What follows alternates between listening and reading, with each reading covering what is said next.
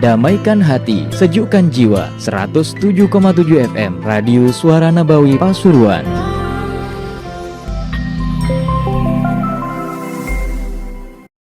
Fatihah min at-ta'lim wa ta'allum wal ifada wal istifada wal nafa wal intifa' ila arwah walidina wa walidikum wa amwatina wa amwatikum wa amwatil muslimin thumma ila arwah awliya hadhi baldah muallif al-kutub al-habib Muhammad Haddar Syekh Abu Bakar bin Salim wa man amara hadha al-masjid wa abada Allah fihi wa sa'ada fi binati al-mahad wa hadafat al-majlis an Allah taghashahum birahmatirah بركاتهم وأسرارهم وأنوارهم إلى حضرة النبي. الفاتحة.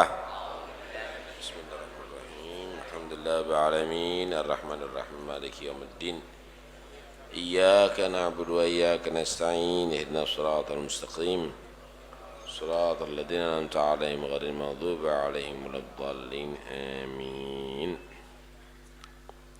بسم الله الرحمن الرحيم.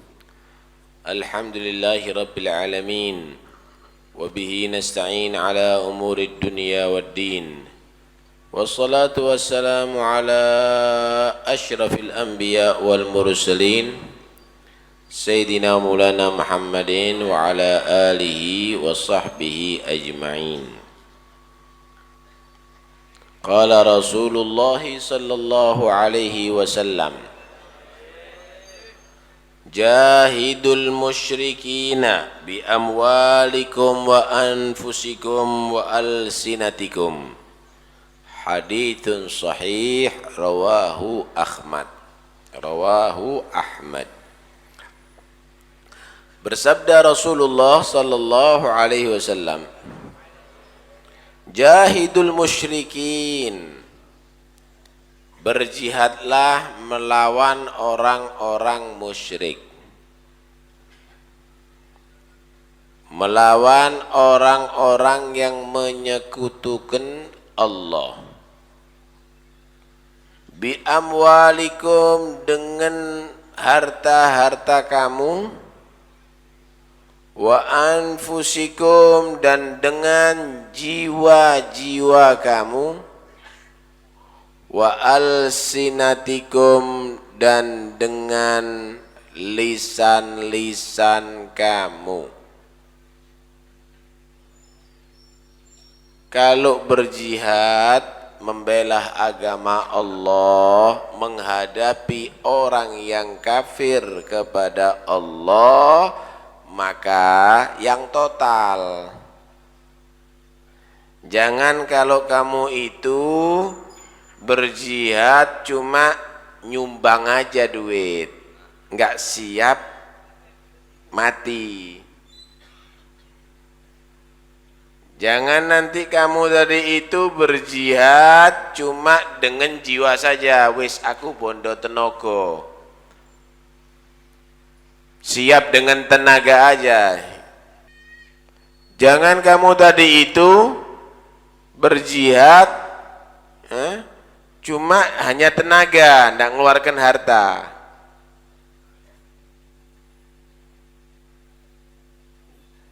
Atau misalnya berjihad cuma ngomong, saya ya bisanya berjihad cuma ngomong aja nasihat. Harus siap total kalau membela agama Allah. Ngomong perlu harta, hartanya korbankan, perlu jiwa, jiwanya harus dikorbankan. Itu tantangan orang yang beriman. Jadi orang beriman itu harus siap membela agama Allah habis-habisan sampai titik darah terakhir bilang. Baru itu orang beriman beneran. Semenjak masih dia tadi itu tidak siap berkorban, berarti belum mantap itu imannya. Cuma harus ada saatnya. Jihad itu bukan serta-merta. Ayo sekarang jihad, kita adakan bom bunuh diri. Itu enggak benar. Jihad itu ada saatnya. Pertama, kita buat kekompakan antara umat Islam dulu. Kompak,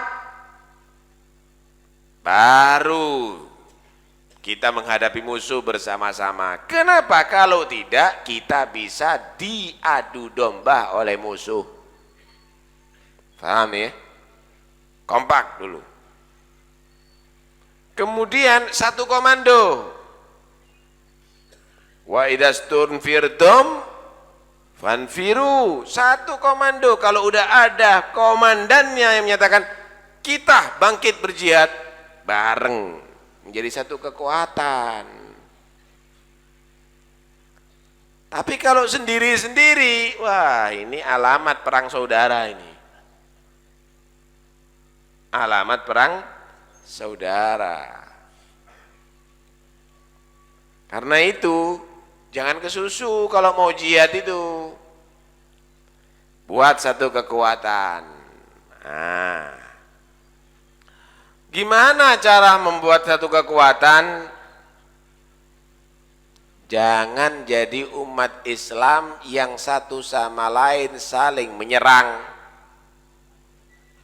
saling menghabisi, saling menyalahkan, apalagi saling mengklaim dirinya orang yang beriman, yang tidak sama adalah kafir. Lah kalau sudah begitu, kapan menang umat Islam? Kalau umat Islam saling mengkafirkan satu sama lain. Karena itu harus disepakati dulu. Gimana ini? Duduk yang benar. Tapi bukan berarti yang berbeda tadi itu benar semuanya. Aliran itu semuanya benar. Enggak, ayo duduk. Kita bahas bersama. Mana yang dinyatakan benar? Sesuai dengan ajaran Al-Quran, sesuai dengan ajaran hadis. Jangan doktrin-doktrinan. Ya sudah, kalau begitu lana amaluna walakum amalukum. Loh, ini bukan ilmiah kalau begitu. Bodoh itu kalau begitu itu. Ya sudah, kalau begitu sesuai dengan keyakinan masing-masing. Duduk, katanya kita akan mencari kebenaran. Ayo kita duduk. Ya sudah, ini prinsip saya, ini adalah kemauan saya. Loh, ada apa kemauan kamu? Sesuai dengan yang diterangkan dalam Al-Quran dan hadis. Ayo kita duduk. Jangan mengklaim nggak tahu apa-apa kemudian langsung yang nggak gini kafir, yang nggak gini sesat, yang nggak begini masuk neraka. Nah, karena itu kita umat Islam harus kompak dulu.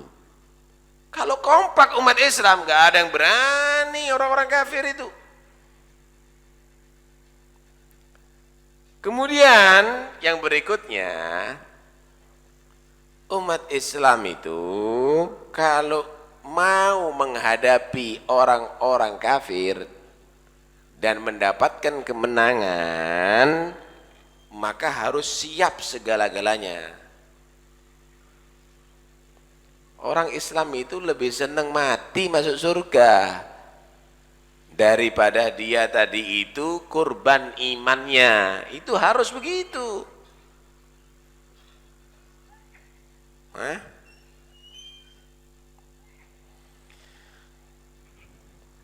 Perintah jihad dalam Islam banyak sekali di dalam Al-Quran.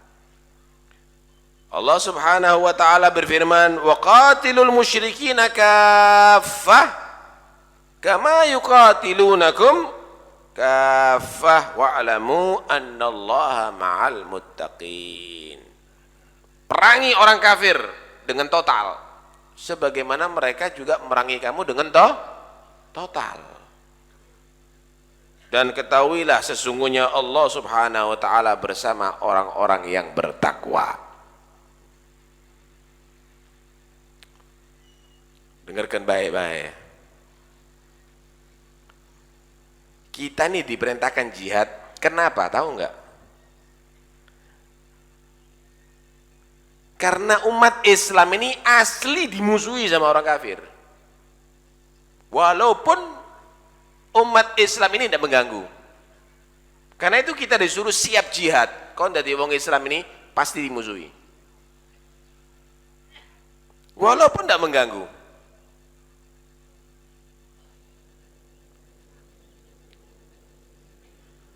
Cuma perintah jihad ini bukan mutlak semua orang kafir harus dihabisi. Tidak. Yang musuh Islam. Yang musuh Islam hadapi dengan jihad. Jangan jadi pengecut, jangan jadi penakut.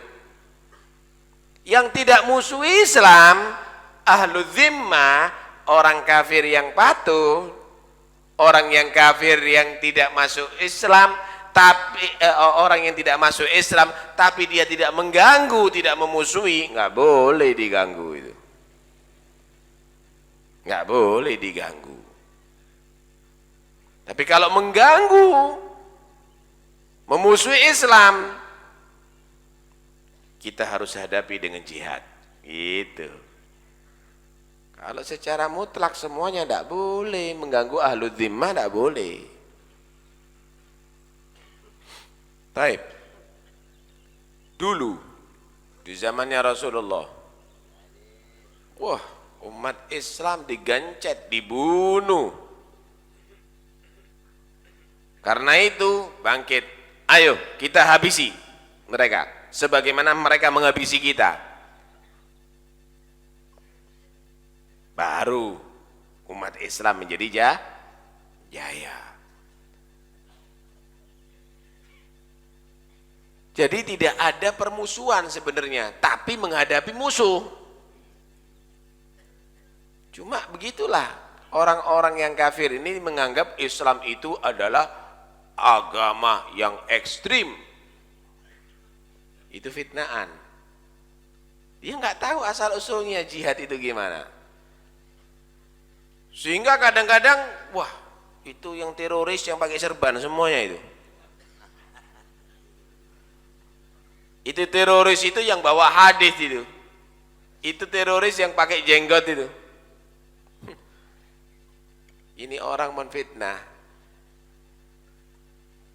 Ini orang mau bohong tapi kebuktian kesalahannya. Saya mau tanya, yang menjajah Indonesia orang Islam dah? Hah? Yang jajah orang Islam, mulai Portugal, mulai Inggris, mulai Belanda, orang Islam dah? Bukan. Ratusan tahun loh dijajah ini. Sampai Jepang, orang Islam dah? Bukan. Hah? Yang menjajah ada di Palestina, orang Islam dah itu? Bukan. Mana orang Islam yang menjajah? Hah? Yang ngebom di Irak itu sampai ratusan ribu yang mati itu orang Islam tadi? Bukan. Yang menghancurkan di Libya, yang menghancurkan yang ada di Afghanistan, orang Islam tadi itu? Bukan.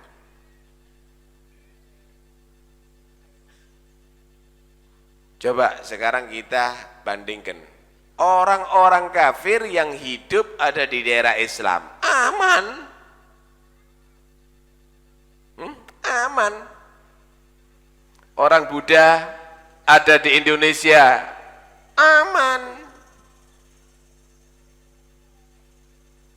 Ada di daerah Islam, aman. Tapi orang Islam yang ada di Myanmar, daerahnya orang Buddha, dibantai, diusir. Ini gambaran ini ya, biar tahu Anda ini bahwa itu fitnaan semuanya itu. Orang Kristen ada di Irak, yang ada di Indonesia aman. Kalaupun ada sedikit, ya sedikit itu, gangguan sedikit. Tapi bagaimana umat Islam yang ada di Bosnia? Nggak aman dulu, dibantai. Bagaimana sekarang ada di daerah-daerah Eropa? Banyak ditekan, malah dilarang pakai jilbab di sebagian negara. Tidak aman. Katanya ada HAM. Tidak ada yang berbicara HAM-nya. HAM itu.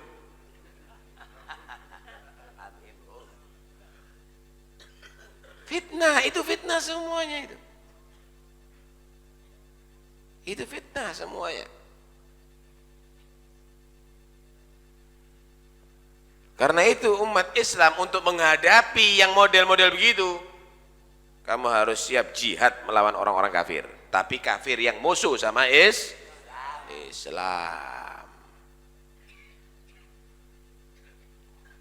Wah, ditegakkan toleransi di Indonesia. Biar umat Islam itu menyatu. Mulai biyen sudah dihargai kamu di Indonesia. Tidak pakai kamu tegakkan lagi. Mulai dari dulu. Aman mulai dari dulu. Kalau kamu berbicara toleransi jangan di Indonesia. Sudah ada toleransi dari dulu. Kau naik yang ngotek-ngotek lagi sekarang. Dulu yang di Eropa umat Islam yang gencet itu. Dulu. Bagaimana yang ada di daerah Arab ada di sana? Diacak-acak itu. Bicara sama mereka. Jangan bicara sama kita. Jangan mau dibodoh-bodoh sampean. Saya mau tanya, pernah ndak ulama merencanakan ngobong gereja? Oh, no. Cuma kita kadang-kadang protes. Loh iya, kok gampang teman kamu bangun gereja, padahal jumlahnya kamu tidak banyak. Lah mosok, wong Kristen 100, gerejanya 50. Kan ndak masuk akal. Loh, itu kadang-kadang kita tanya, ini gimana ini aturan pembangunannya? Wajar kan? Wajar. Karena di mayoritas umat Islam secukupnya silakan, berlebihan jangan, kan begitu.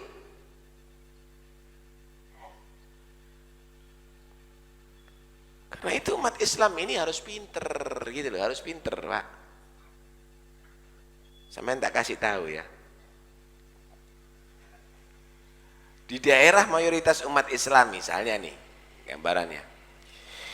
Orang Hindu yang ada di Tengger aman, nggak ada masalah buat kasodo, nggak apa-apa kan, nggak ada masalah. Orang Islam ada di Bali, nggak masjid Soro, sulit izinnya, sulit. Lah karena itu cobalah kalau kamu itu akan berbicara HAM sing adil ayo lungguh sing kena di daerah kantongnya orang Kristen Soro Pak bangun masjid umat Islam, kemudian di daerah mayoritas umat Islam suruh bebaskan gereja tidak pakai izin tidak apa-apa. Loh, kemudian bilang ini anarkis, ini termasuk mengucilkan kaum minoritas. Ayo kita duduk, kita bahas bersama. Ini fitnaan terhadap Islam. Karena itu orang Islam ini harus pinter. Khususnya ustadz tinggi, kiai-kiai kadang-kadang sok dia tadi itu akan bagaimana membina umat ini supaya bersatu mulai biyen ndak ono ribut-ribut kecuali orang-orang yang memang dia tadi itu didoktrin keras. Iya sih iku golongan JI atau yang lainnya itu orang-orang yang ingin tampil menjadi pahlawan syuhada tapi dengan tanpa dasar ilmu. Nah kalau kita maulutan, mi'rotan, enak kabeh. Kon kate mlebu gereja ndak ngurus. Kon kate mlebu klenteng ndak ngurus. Ndak ada masalah. Yang penting jangan musuhi Islam. Lu kan enak. Selesai. Karena itu Hah? Terjadinya di Indonesia macam-macam itu sebetulnya tambah memicu bagaimana kerenggangan umat Islam. Tambah memicu. Gak karuan tambahan. Wes enak Indonesia dikena sudah. Mulai zaman merdeka sampai sekarang itu loh. Ndak ono sing ngruwet. Malah diruweti kita. Sampai terjadi masalah sing di Ambon rame. Tahu nggak sampean? Itu bukan karena apa? Terjadinya rame itu karena wong Islam diserang. Habis sholat hari raya diserang, dipateni. Ya siapa mau dipateni? Ya jihad. Wes mari kepepet. Bagaimana cara menyatukan umat Islam? Lah apa ndak mulai biyen ngomong cangkemmu? Ini fitnahan semuanya, saudara. Alhamdulillah, masih tidak ikut-ikut yang lainnya. Indonesia ini sebetulnya sudah bagus. Dibandingkan dengan negara yang lainnya, sudah bagus, sangat bagus.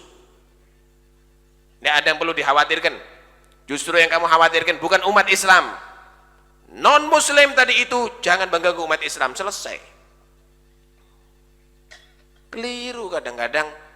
Wah, ini jangan-jangan Habib Taufik mau ngadakan gerakan. Keliru kan? Keliru, sing ngadakno gerakan justru yang bukan Islam. Mancing-mancing. Kadang-kadang tidak masuk akal gitu.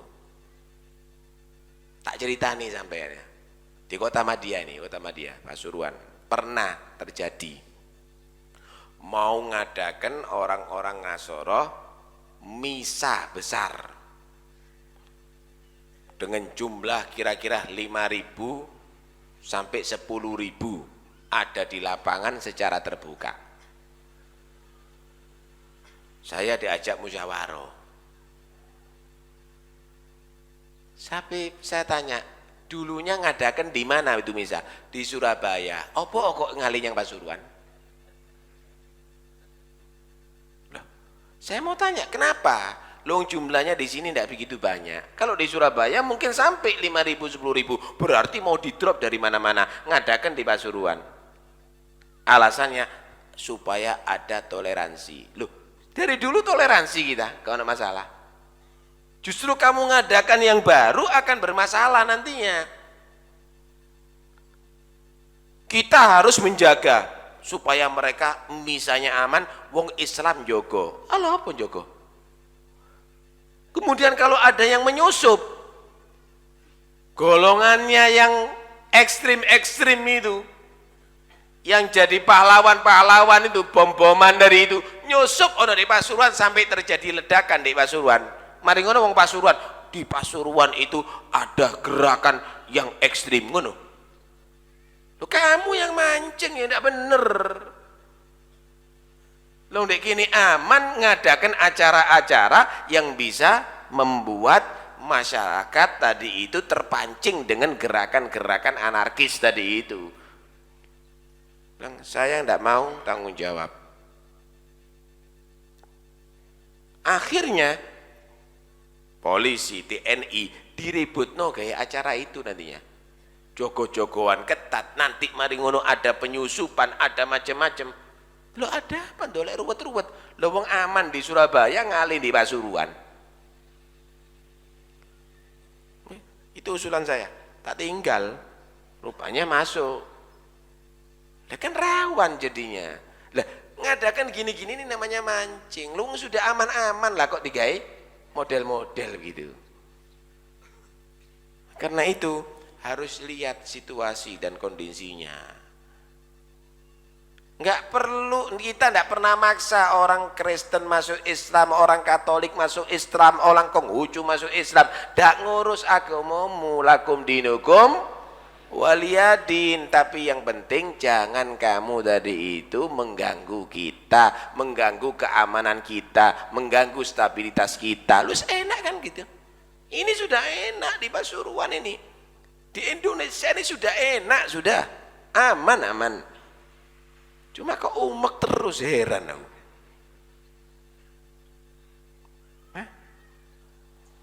Kembali lagi ke masalah jihad. Jadi jihad ini adalah diperintahkan dalam Islam karena untuk menghadapi musuh daripada luar Islam.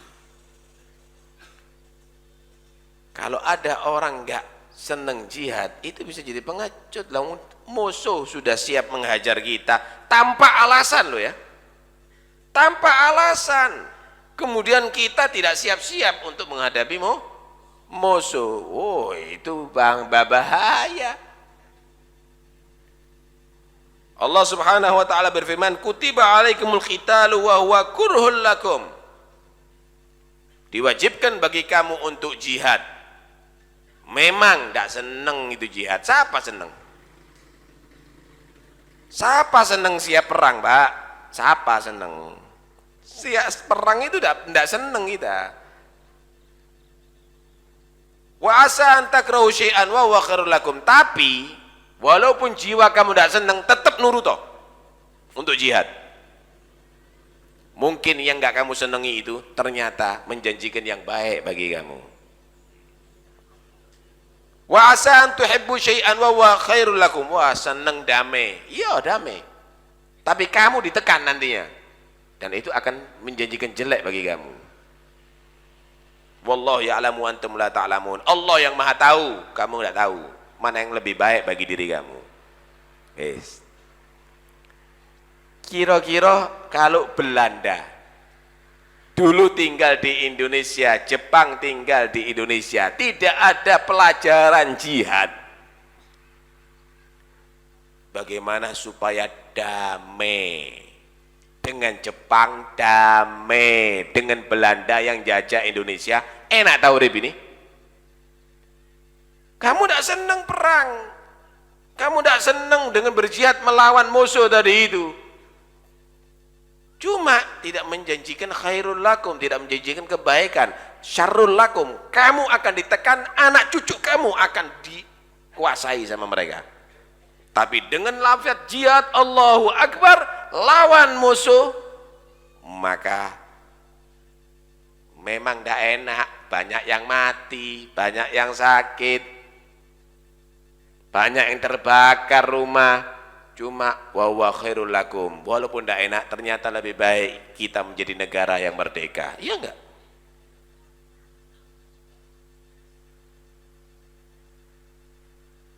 Karena itu penting bagi kita umat Islam untuk mengetahui kewajiban jihad. Jadi sampai dari orang Islam ini wajib untuk siap jihad, gitu loh. Tapi jangan mau dikomando sampai Amrozi, Imam Samudra misalnya. Komando kalau umat Islam tadi itu sudah kompak.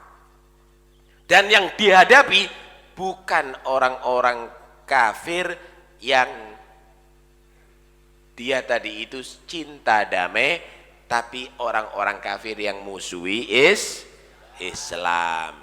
Ya tidak boleh serta-merta, wah ini kafir, jurus dirampok misalnya seperti kemarin itu ada perampokan sana, perampokan sini. Itu tidak benar itu. Bukan itu jihad. Karena itu harus diilmoni itu jihad. Kepada siapa kita berjihad? Kapan saatnya kita berjihad? Itu semuanya ada aturannya. Yang lebih penting lagi, jihad itu adalah bukan membunuh orang, tapi jihad itu adalah memberantas kebatilan. Kalau batilnya sudah tidak ada tanpa ada kekerasan, maka udah selesai, targetnya batilnya, tidak ono Pak. Targetnya batilnya, cuma kadang-kadang ada orang-orang yang mempertahankan kebatilan, lah itu dihadapi. Tapi itu semuanya harus didasari ikhlas, baru bisa menang. Duduk siap nyerang dok tapi tidak ikhlas. Nah kira-kira menang umat Islam kalau siap nyerang dok, walaupun banyak, harus ikhlas, tulus. Duduk ndolek nama, bukan cari pengaruh. Diceritakan oleh Rasulullah, ada satu daerah di situ orangnya penyembah pohon. Kemudian ada satu orang soleh mendengar, lu ada pensyirikan terhadap Allah, tak tegur pohon ini. Saya akan tumbangkan itu pohon supaya tidak dijadikan sesembahan manusia. Dibawa kapak, taruh kapak enggak? Pecok. Dibawa kapak. Semangat berangkat dari rumah untuk menumbangkan, untuk menegur, untuk menjatuhkan daripada itu pohon. Woi, hebat, semangat. Setan bingung, waduh, ini kalau pohonnya tumbang berarti orang-orang tidak menyembah selain Allah lagi. Akhirnya di tengah jalan dihadang sama setan nyerupah manusia. Pak, mau kemana? Mau negor pohon. Lu ada apa? Lu itu bukan tugasnya kamu. Biar hidup sendiri-sendiri sesuai dengan keyakinan masing-masing. Iku mulai biyen iku omongane wong-wong itu gitu. Sesuai dengan keyakinan masing-masing kata dia. Loh, ini perintah agama. Kita harus memberantas kesyirikan. Tak lugurno. Eker-ekeran, lu jangan. Anda tidak punya hak. Ini hak saya sebagai orang Islam. Sampai akhirnya terjadi pertikaian antara setan dengan orang tadi itu. Gampang, lo wong Aceh ini ikhlas. Dibanting setannya diide ndasi. Apa tak pecok pisan raimu? Kata orang ini, apa saya bunuh kamu? Akhirnya setan menyatakan, maaf, kita damai. Saya salah itu dan ini. Udah, pulang. Tapi sampean jangan teruskan. Itu kan haknya orang situ. Maneng, tukaran maneng, banting lagi. Menang ikhlas. Sampai akhirnya beberapa kali gitu. Gini Pak, saya sebetulnya mau menawarkan kepada Anda solusi. Nah, gitu. Kadang-kadang orang yang beriman itu kalah le urusan solusi. Paham ya? Ini ada solusi, Pak. Apa solusinya? Apa maksud kamu? Anda ini kan bukan nabi. Anda kan bukan rasul. Loh, nabi ada kok, enggak ada diperintahkan sama Allah untuk menegur itu pohon. Kalau memang itu diperintahkan sama Allah, berarti ada wahyu kan? Ada kepada Nabi dari itu. Nah, begini aja. Anda kan perlu ibadah di atas dunia. Benar. Anda kan orang yang melarat. Terus, gini. Daripada sampean tadi itu cari rumput soro-soro, nanti dijual atau cari kayu, atau jadi pegawai pekerja kasar, gimana kalau saya janji kepada kamu setiap hari ngirim duit untuk kamu yang cukup untuk kebutuhan kamu setiap hari. Anda enak ngajar terus bebas, Anda bisa maca Quran terus bebas, Anda bisa sholat terus bebas. Kenapa? Tidak kepikiran belanja, tidak kepikiran biaya. Saya penuhi biayanya. Setiap hari saya akan kirim duit untuk kamu. Dan Anda masih bisa beramal terhadap murid Anda, tetangga Anda. Lah, urusan ini kadang-kadang kalah orang Islam ya. Temen akon.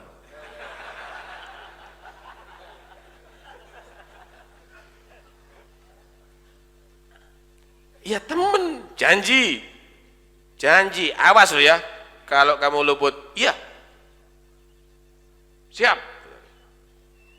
Pulang, ya wis. Daripada saya repot-repot, saya lebih baik banyak sholat, ngajar, tenang. Kenapa? Biaya terus dicukupi. Besok dikirimi, tepat. Oh, lebih Zian. Ya. Hari kedua dikirimi, hari ketiga dikirimi, hari keempat kosong amplop misalnya.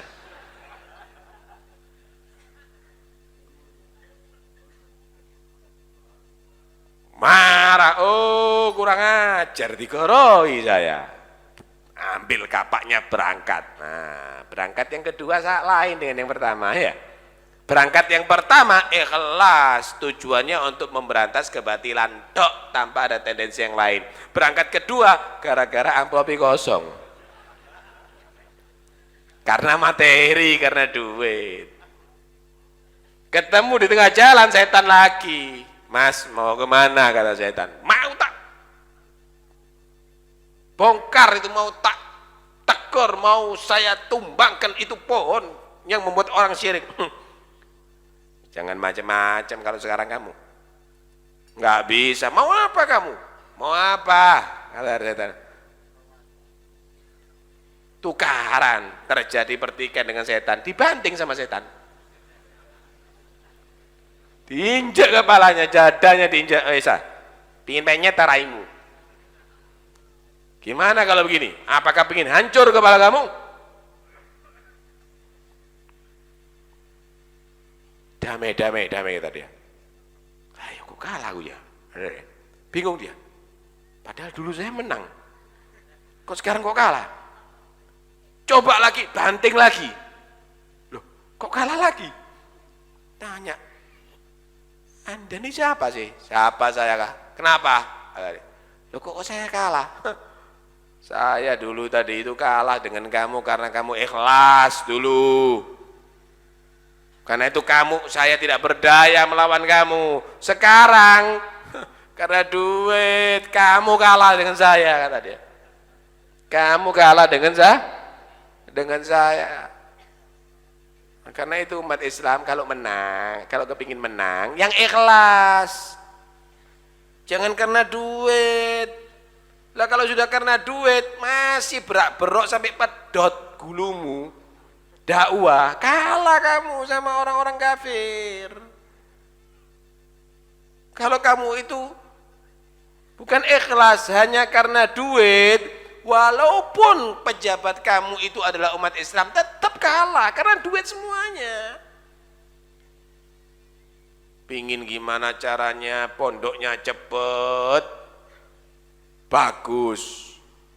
Waduh, segala cara yang penting dapat duit. Nggak menang kalau begitu itu. Kepingin gimana caranya sepeda pancalnya ganti Alphard, ganti Mercy misalnya.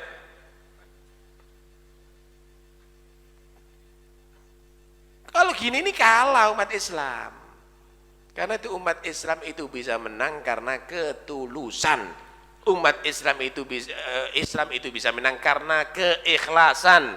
Islam itu bisa menang bukan karena apa-apa, keikhlasan. Sing ikhlas dadi wong Islam. Ojo kena duit. Ini gara-gara karena duit ini akhirnya banyak yang kalah. Usahanya kita banyak yang sia-sia, saudara. Sekali lagi, para ustadz, para dai, para kiai, ayo kompak, duduk bersama. Kita harus paham bahwa kita umat Islam ini ada musuh, pasti. Dan bukan karena umat Islam ganggu, tapi itu sudah karena sunnatullah. Mereka itu pasti musuh kepada kita, walaupun kita menjadi orang yang paling baik, walaupun kita tidak pernah mengganggu siapapun. Cuma yang jelas bukan secara mutlak semuanya, ada beberapa di antara mereka semuanya.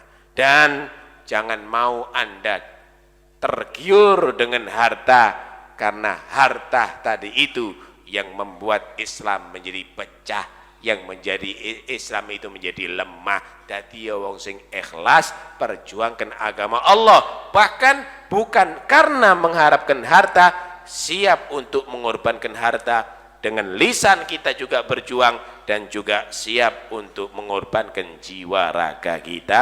Mudah-mudahan Islam tetap jaya dan kita menjadi orang-orang Islam yang siap membantu Islam. Amin Allahumma amin. Cuma saya ingatkan lagi, jangan sekali-kali mengadakan gerakan yang tidak bertanggung jawab. Akhirnya bukan memperjuangkan Islam, tapi mengaco keadaan umat Islam. Wallahu a'lam.